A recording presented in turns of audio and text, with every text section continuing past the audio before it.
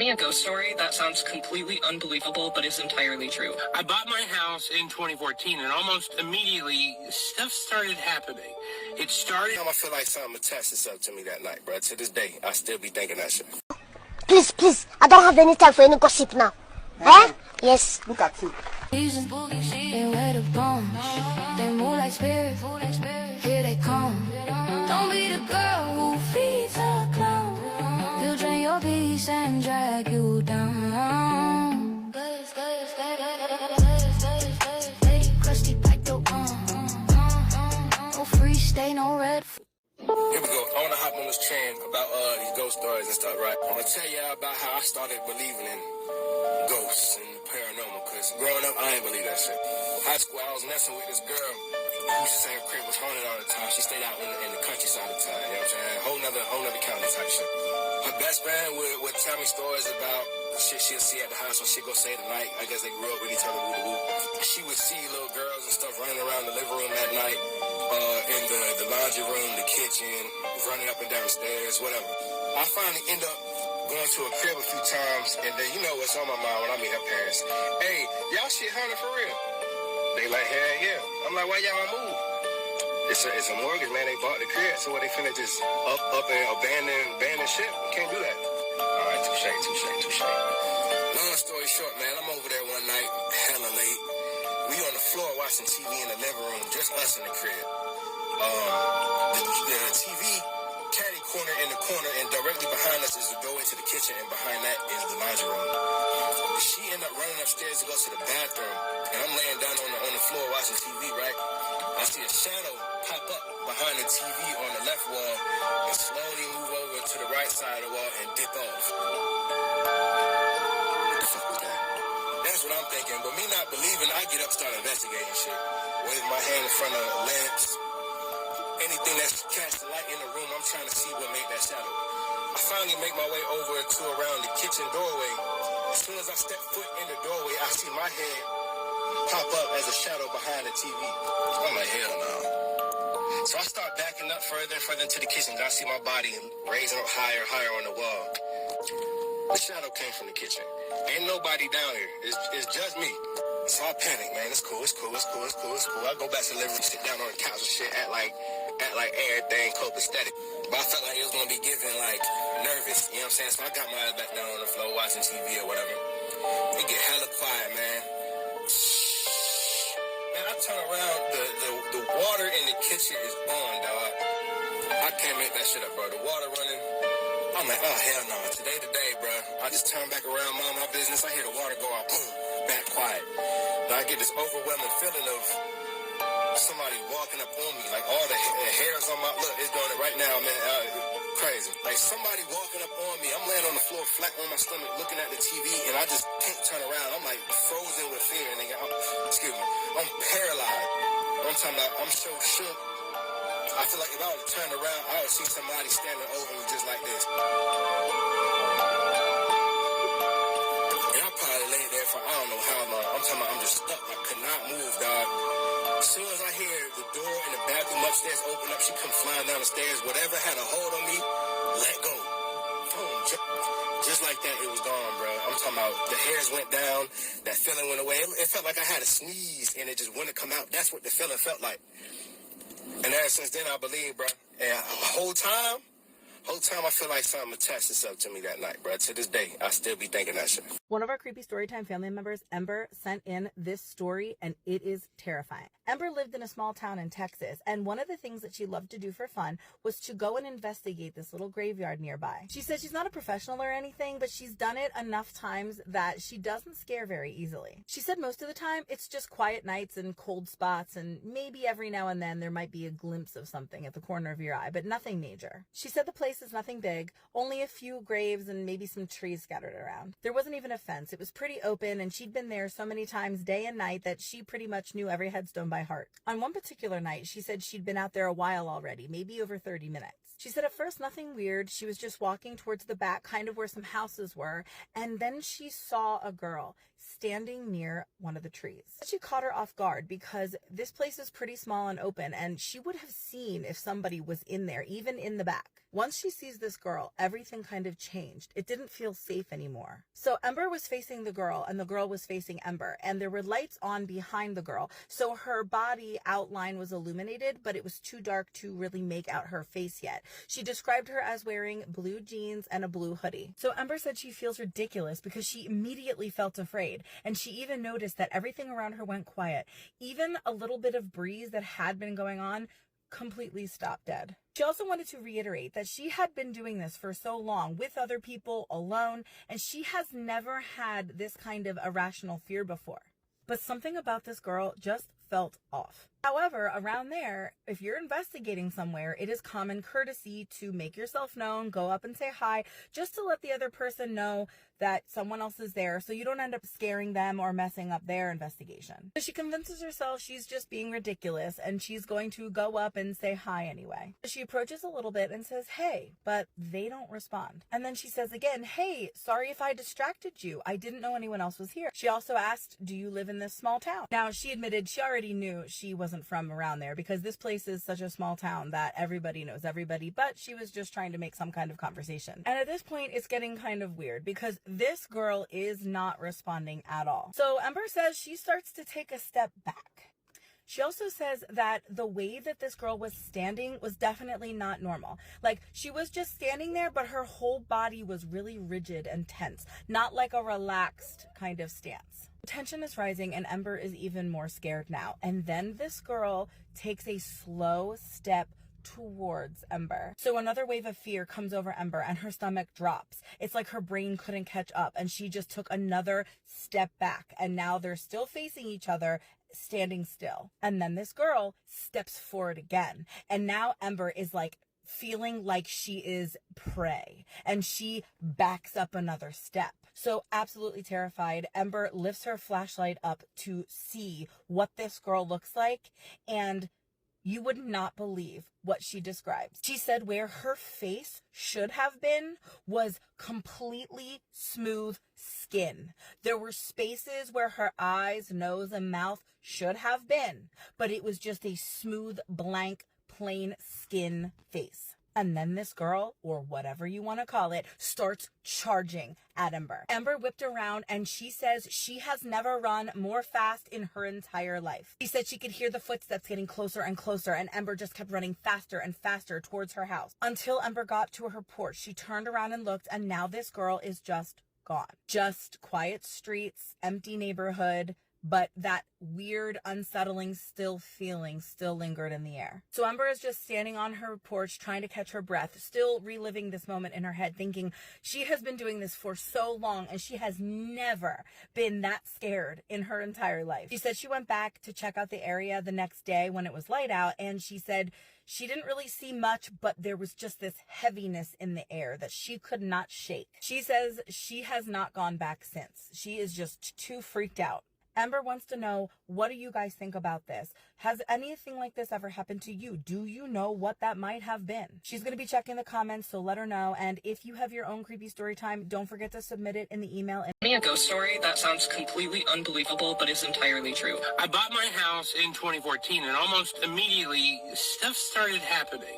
It started with, I would smell like fresh cigarette smell in the kitchen from 8 to 9 in the morning. And it wasn't every day, but it was a couple times a month maybe. Now, the former owner of this house did used to smoke inside, and I know that because you can always tell if you're in a house that it used to have a former smoker living in it, but they made a real big effort to clean it. I don't smoke in the house, and it was fresh-smelling cigarette smell.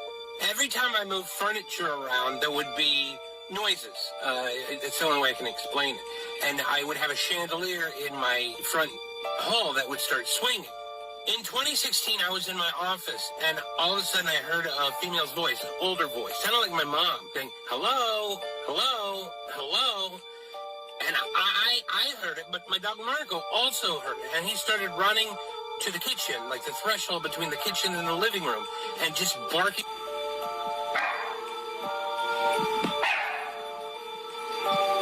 In 2017, there was a hurricane that came through Houston, and I lost power. And it was August, and it was tremendously hot outside, except for in the kitchen underneath the threshold. So actually one night, I moved my lazy boy and underneath the threshold, And I slept because that was actually decent. And my buddy Ryan came over and he's like, it's so hot in here. And I said, not here. And I led him to the lazy boy. And he's like, what the hell? It's like 65. I said, I know, it's weird, right? But then what happened in 2018 and then later in 2021 was bizarre. In 2018, my brother dropped my nephew and his little friend over at my house for the afternoon. And when he walked in, the chandelier in my front entrance started swinging. And my brother said, wow, what's going on? I was like, I don't know. I've never seen it like that before. A couple hours later, I'm in my office, and my nephew is like throwing the football around the kitchen and the living room with his little friend. And all of a sudden, I heard my nephew start screaming this like blood-curdling scream. So I run in there, and I was like, what's going on, buddy? What's going on? And he says, there's an old lady statue staring at me. And I was like, what are you talking about? I knew what he was talking about. I knew exactly what he was talking about, but he would not have known because I'd never shared any details of the house with even my brother. What he said is he saw like a Greek statue, kind of, is how he described it. And it was an old lady, and it was staring. Things would remain calm for about 3 years until 2021. There was a power outage because there was a freeze in Texas. My sister-in-law's family was staying with me, and her sister had a 6-year-old daughter. They were sitting in the living room, and the daughter says, what about the gray lady? And I said, who's the gray lady? And everybody was there. And they're like, who's the gray lady? And she said, the lady in the kitchen. Now, I've never actually, other than hearing the voice, I've never seen anything. Apparently, only kids have experienced that part of it. And it's so bizarre because I hate haunted houses. I really do. But I don't think she wants anything from me. I really don't. But I think she might like kids. My dog Marco seems fine with her, too, now that I guess he met her a few years ago, and he doesn't really freak out. Oh, okay, I see what it is now. So y'all just want to hear scary stories. The entire theme of my channel is supposed to be about building your relationship with Christ and having spiritual warfare and actually like separating yourself from these demonic spirits. But y'all just want to hear scary stories so you can go and seek these demonic spirits. You are something else. If that's the case, I got another one for you, but I'm gonna do it my way this time. Lord, I come against any demonic spirit that might try to attach itself to the person who's watching this video. I ask, Lord God, that you rebuke that spirit and you send it back to the pits of hell. I hope that this video does not glorify the demonic, but it shines a light on the demonic that lets people know that the spiritual realm is real. In Jesus' name I pray, amen. Now let's get into it. In October of 2021, my wife and I, newly married that year and expecting a child on the way, moved into a new house. We just needed more space because the little apartment we were living in was just too small. So we moved into a home. We were renting this home from a family friend. Now, they told us to stop by, check the place out, see how things look, and if it's what we wanted. It didn't take long for us to agree that that's something that we wanted. I asked if they minded if I painted the walls. They said no problem. They came in, they pulled up the carpet, and they put down wood floors. But in the days I used to go to the house by myself, I would be painting. I would just take the dog with me just so I could have somebody there and not feel lonely, you know. But I would be in the house painting. He'll be out in the backyard just running around. And I could feel like I was being watched, almost as if somebody was saying, what are you doing in my house? I searched all around that house. I grabbed my anointed oil. I went outside and I prayed over the entire property. I prayed over the house because I knew that we were moving into this house and I didn't want to bring my family into here with this feeling that I was feeling. I'm way too sensitive to the spiritual to have ignored it. And we had already paid our deposit. And what I looked like going to my wife saying, hey, baby, we can't move into the house because I think that it might be haunted. What I look like going to these nice folks telling them, hey, we need our deposit back because I felt like something was staring at me while I was painting the house. They'll just be like, okay, and rent is due on the 1st. So we ended up moving in and we made the place feel like home. I did not mention to my wife at all what I was feeling and what I had experienced when I was there alone. However, my wife was having complications with her pregnancy and she ended up having the baby at 27 weeks. She had just gotten so stressed out at work and she would come home and she would feel stressed at home. You don't know anything about stress and pregnancy. They do not go together well. And her blood pressure had gotten up so high when she went in to take her glucose test. The doctor said, just put the glucose test back. She ain't taking that. She finna go have this baby.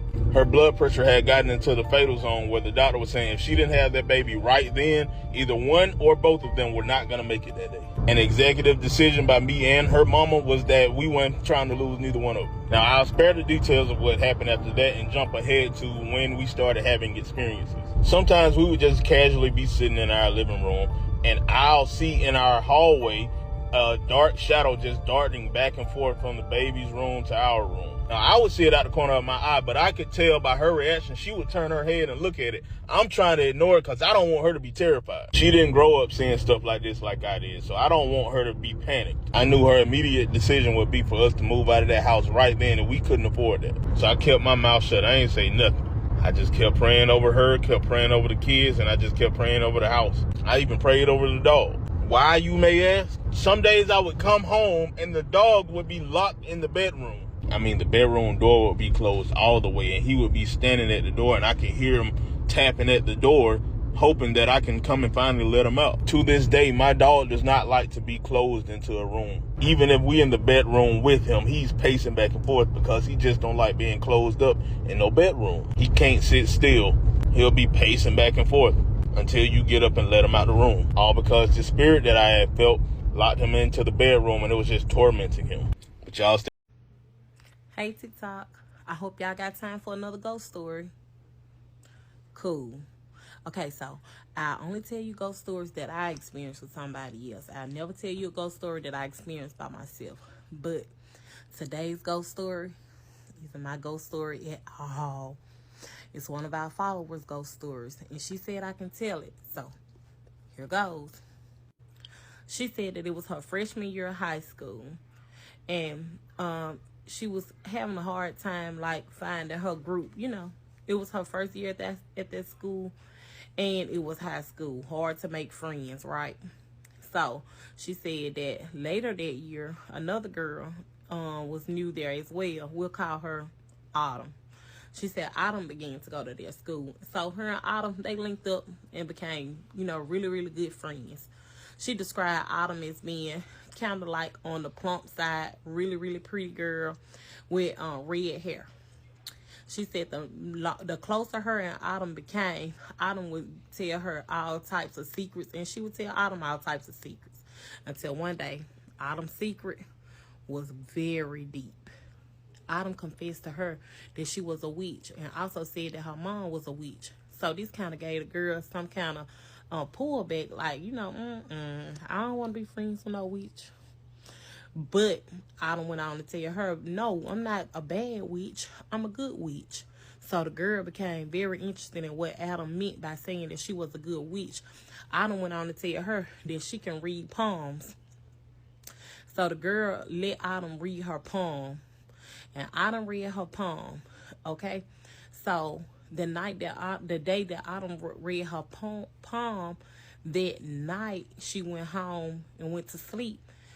She took a nap. It was in the evening time over the weekend. And she woke up. She went in the kitchen and told her mom that she had just had a really, really bad nightmare.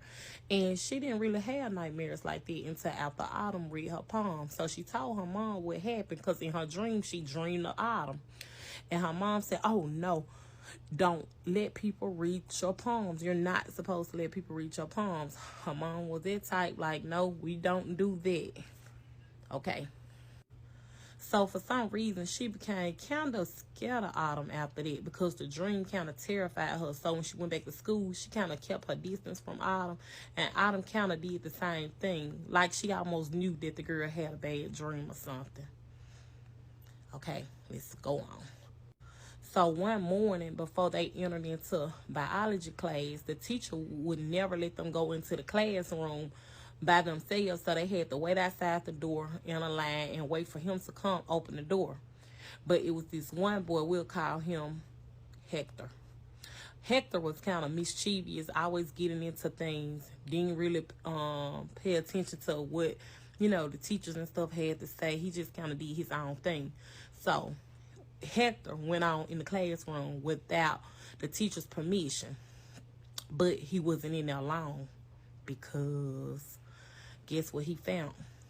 He came out of the classroom screaming and hollering. He was saying that Autumn was in the classroom, and when he saw her, she was levitating off of the floor. Autumn ran out the classroom when she heard him say these, and she started saying, no, I wasn't. No, I wasn't. And he's telling a lie. I wasn't levitating off of no floor. No, I wasn't. But he was so afraid, and he wouldn't go back in the classroom. He kept saying, yes, she was. She was levitating off of the floor. But the girl knew that Hector wasn't lying, that something was really up with Autumn. So tell me this, y'all. Why after that day, they never seen Autumn again at school. She did not come back to school after the boy found out she was levitating. After the boy confessed that he saw her levitating, the girl believed her and stuff. So they should have probably just left Autumn where she was. Not trying to befriend Autumn being a good person. In this case, not trying to befriend Autumn. Tell me what you think of this story. And if you have a story and you're afraid to share it, just hit me in my inbox. I'll be glad to. Until then, peace.